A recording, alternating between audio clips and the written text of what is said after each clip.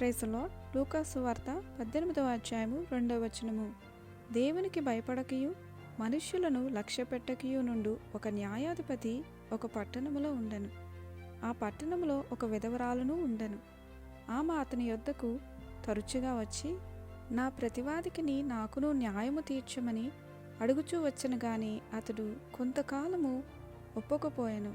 తరువాత అతడు, నేను దేవునికి భయపడకయు మనుష్యులను లక్ష్యపెట్టకయు ఉండెనను. ఈ విధవరాలు నన్ను తొందర పెట్టుచున్నది గనుక ఈమె మాటి మాటికి వచ్చి గోజాడుకుండునట్లు ఆమెకు న్యాయము తీర్చునని తనలో తాను అనుకొనెను. మరియు ప్రభువు ఇట్లనెను, అన్యాయస్తుడైన ఆ న్యాయాధిపతి చెప్పిన మాట వినుడి. దేవుడు తాను ఏర్పరచుకున్న వారు దేవారాత్రులు తన్ను గూర్చి మొరపెట్టుకొనుచుండగా వారికి న్యాయము తీర్చడా? ఆయన వారికి త్వరగా న్యాయము తీర్చును. వారి విషయమే కదా ఆయన దీర్ఘశాంతము చూపుచున్నాడని మీతో చెప్పుచున్నాను. దేవుని వాక్యం ఏం సెలవిస్తుందంటే, ఈ విధవరాలకి న్యాయం జరగాలని ఈ విధవరాలు విసిగిపోలేదండి. ఈ యొక్క న్యాయాధిపతి దేవునికి భయపడేవాడు కాదు, మనుషులను కూడా లక్ష్య పెట్టడు.